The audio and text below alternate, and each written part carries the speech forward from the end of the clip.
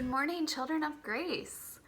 Today is a special day at church we call Palm Sunday because we remember the story about Jesus marching into the city and the people were waving palms and throwing their coats on the ground to welcome him like he was having a parade. But if you've been reading along at home with our Jesus Bible stories, you know that a bunch of other things happened that week. And some of them were kind of sad things. So I want us to tell the whole story about Jesus' last week in the city of Jerusalem. Because even though some of the things that happened that week were sad, the whole story tells us so much about God's love for us and Jesus' love for us. The first part of the story is on Sunday on a beautiful day where the people threw coats on the ground as Jesus marched into Jerusalem to make a path for him, and they waved palm branches to welcome him just like they would welcome a king, and they said, "Hosanna," which means save us. They really believed Jesus was their king, and he believed it too. He knew he had a job to do as their king, so he celebrated with them and kept on going into the city because he knew that's where he could show them his love.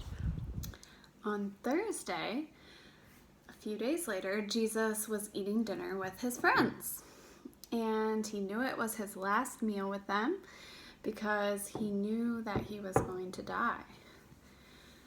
And even though nobody washed the disciples' feet, Jesus stepped up and washed their feet. He did that dirty job of scrubbing down their feet.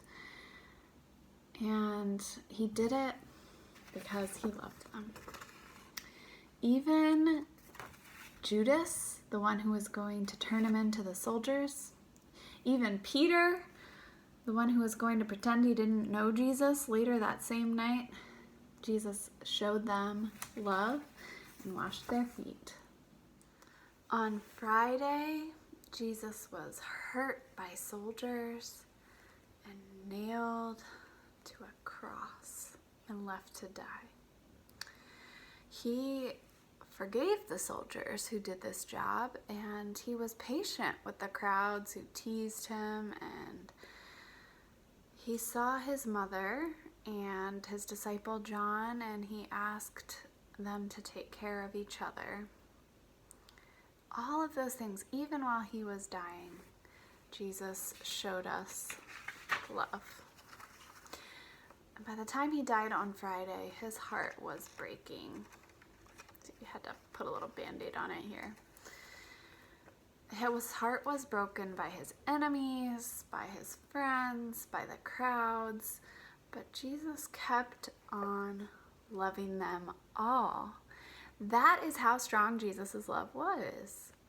So when we remember this story the week before Easter, we remember lots of sad things that happened to Jesus, and we remember that people tried to hurt him, but most of all, we remember how strong Jesus' love is, and that's how strong God's love is for all of us.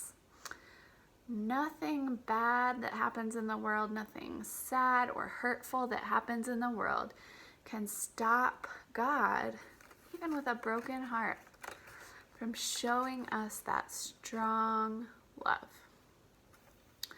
This week's story ends in a sad way because Jesus loved us so much that he died, but it's not the end of the story. I heard that there's something that happens after that. So I want you all to stay tuned because it turns out God's love is even stronger than dying, and I don't think Jesus is going to stay dead. So I hope you'll come next week as we celebrate the joyful, happy news of Jesus being alive at Easter time. And in the meantime, as we think about the sad part of the story, we can remember how much it shows us God's love.